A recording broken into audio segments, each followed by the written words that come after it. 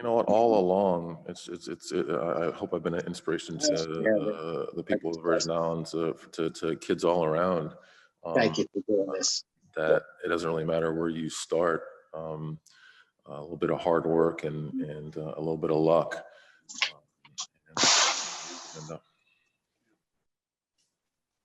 Throughout your career, you've had the blessing of having an amazing mentor and Hall of Famer, David the Admiral Robinson, who'll be representing you on stage tomorrow.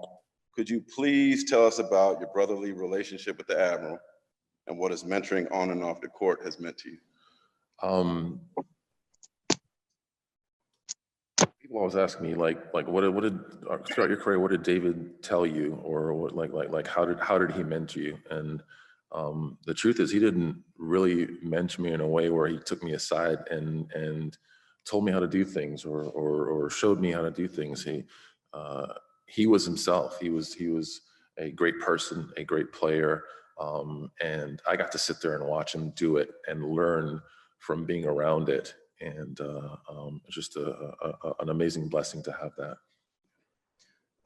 The Lakers and the Spurs rivalry was considered one of the best in the NBA in the early 2000s. What was it like going up against the late, great Kobe Bryant year after year?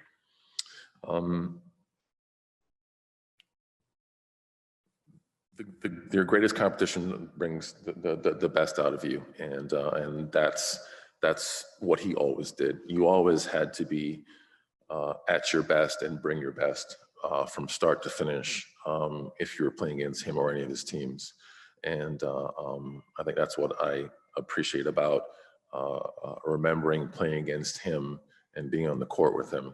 A fierce competitor, and always demanding more of his team and his teammates than probably was possible. But he wanted to win that much. He wanted it that much, and it was an honor to share the court with him. Our first question comes from San Antonio on Zoom, Don Harris. Donnie Harris.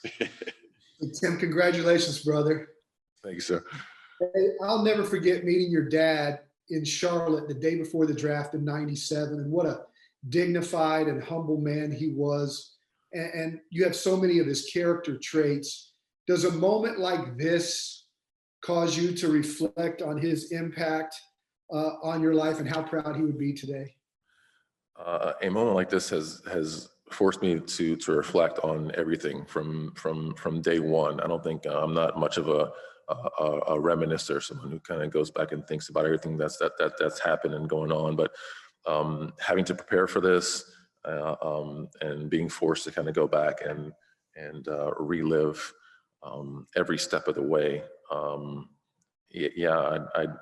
I would hope he would be proud. I think the one thing that he wanted from me is to be the same kind of person I was when I left the island, and I think I'm that.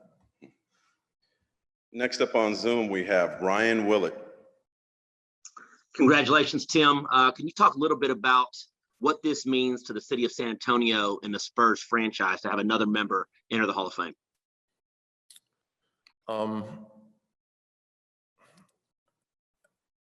We have hopefully a couple coming down the pipeline. I'm honored to be the next in line, but throughout my time there, what incredible teammates I've had that I hope to be doing this for in coming years. But the city of San Antonio was the perfect place for me. The city, the fans, the organization, all the way down the line. And I'm honored to represent that here. Next on Zoom from the Associated Press, we have Tim Reynolds. Thank you, Mark. Tim, congratulations. Thanks, sir. The Pop told us the story, I had never heard it anyway, at least told this way, about when he came down to visit you before the draft and to spend some time with you for the first time and sort of feel out each other. How did you two forge that relationship, that trust that you guys clearly had from the get-go? How did you forge that so quickly? It started there. It started him going out of his way to want to know who I was as a person, wanted to meet my friends, wanted to meet my father, sit down and speak with him. It started there, and he built that trust from early on, just trying to understand who I was, not just as a basketball player, but as a person and beyond. He's always been wonderful to my family and friends. An individual like that who kind of goes out of his way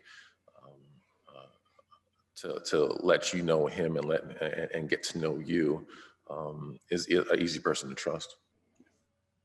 Next up on Zoom, we have Jeff Garcia. Hey, Tim. Tomorrow, the Spurs and the fans are going to be getting together at the game and celebrating your big accomplishment tomorrow, being inducted. What would be your message to those Spurs fans that are going to be there tomorrow, celebrating all you've done for the community on and off the court? I think my message is the same. It's a simple thank you. Like I'm honored to be here, but my years there and my years on the court are not the same without the people and the fans, without their support. So as much as they are honoring me, I'm here to thank them. Thank you, Tim. Next up on Zoom, Davide. Hey Tim, Davide Chinellato here, La Gazzetta dello Sport in Italy. Tim, obviously you're a Hall of Famer, you're about to be a Hall of Famer. Except for your success on the court, what do you think made you an Hall of Famer? That's got my whole speech. I'm the product of so many. My island, my mother, my father, my sisters and friends, just everyone has had a hand along the way there in getting me here. So I'm just, again, without just saying my entire speech that I have to give tomorrow, I said I'm just a product of a lot of different things. Thank you. Next up in the room, Dan Wilkie. Hey, Tim. Dan Wecke with the LA Times. Congratulations, first of all. Mark mentioned a little bit, but I think it was 7 playoff series against the Lakers over the course of your career, the most Kobe played against any one team. How much do you think it was each side bringing out greatness in the other during that stretch? And you mentioned sort of the competitiveness. Did you see it even go to a higher level in those series out of Kobe? Well, okay, last part again. Do you want to see what? The competitiveness and intensity, even obviously regular season battles were one thing, but like in those 7 series, like what was that like? Absolutely, yeah. You got a different intensity from everybody in the playoffs as opposed to a regular season.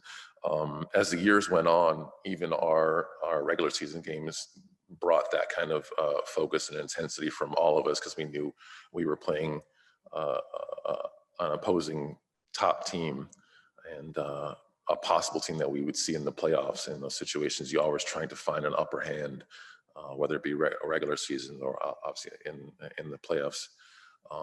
But the intensity was always that much higher because the level of competitor that he was, the teams that he brought with him, coaching on down. I always looked forward to playing against his teams. I always looked forward to being on the court with him because I knew that the crowd was going to be into it. The team, our teammates were all going to be more focused, and we're going to be locked in that day. All of a sudden, you don't hurt as much because you know you have to have that energy to be there and be present that day.